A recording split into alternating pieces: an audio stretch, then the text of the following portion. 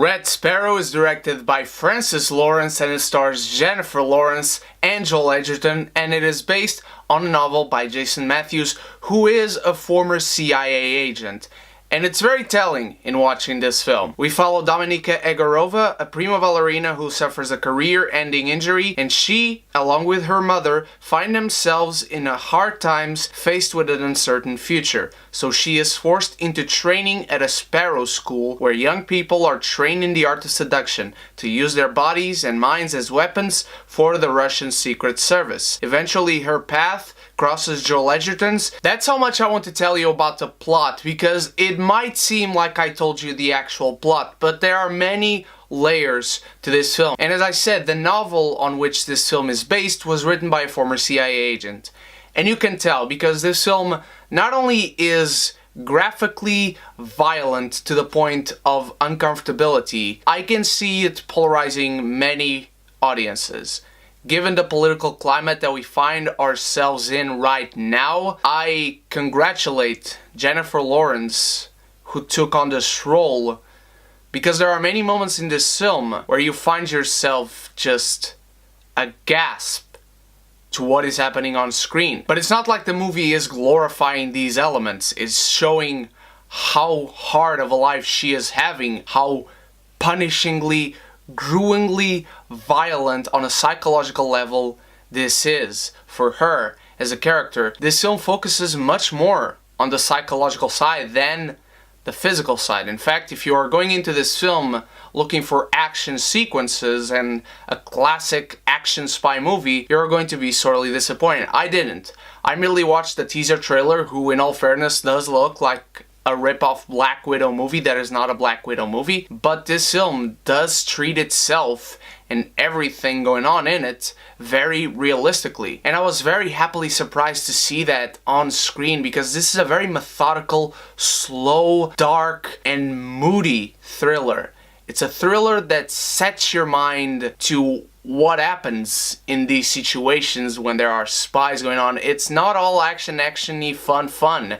This film is hard to watch, and I congratulate the screenwriter Justin Haythe and Francis Lawrence for giving us this experience, because this reminds me very much of Fincher's darker movies, such as The Girl with the Dragon Tattoo, for instance. It has many vibes of that. The cinematography in this film is lush and gorgeous, and every time a scene starts, it sets the mood in every location, and the color is just fantastic. Another element that left me very happy was seeing Jennifer Lawrence giving one of her best performances, reminding me why she was a freaking revelation in the first place. She is nuanced, she is vulnerable, she is fierce when she needs to, and she shows all these facets of her character beautifully. She is so subtle at certain points in this film.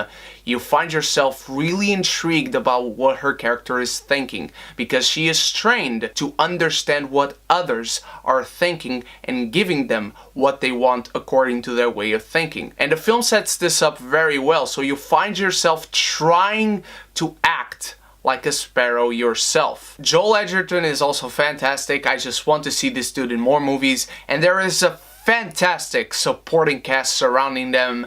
And I was surprised at seeing certain faces in this film, so I will not divulge who is and who isn't in this film. Red Sparrow gripped me from beginning to end. It is beautifully looking, but shockingly, gruesomely violent. Not to the point where I cannot see myself watching this movie ever again, but there are certain moments where I just cringed, because it is violent, both in terms of visuals and the sound design. There are certain moments in this film where I just had to avert my eyes because it hurt just hearing certain things. But the film is not perfect. There are some problems with the script, because the film is unnecessarily a little bit too long, and while the plot in itself is damn interesting and it has so many layers on it and it is treated so realistically, it does take a while to kick in, and certain topics discussed in this film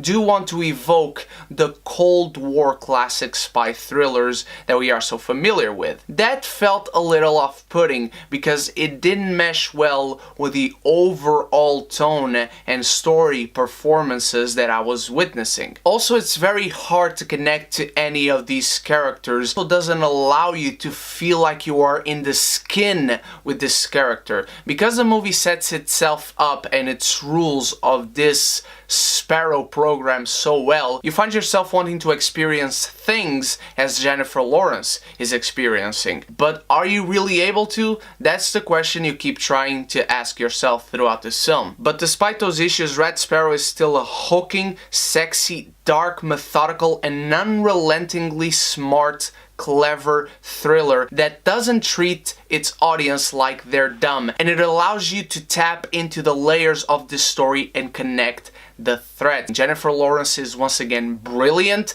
This is one of her best efforts in years. Francis Lawrence has probably topped himself as far as directing is concerned, and Red Sparrow finds itself just shy away from being a great movie, but it's the best film of the genre ever since Tinker Tailor Soldier Spy, in my opinion, and it is a damn fine martini. It is a good time, anytime.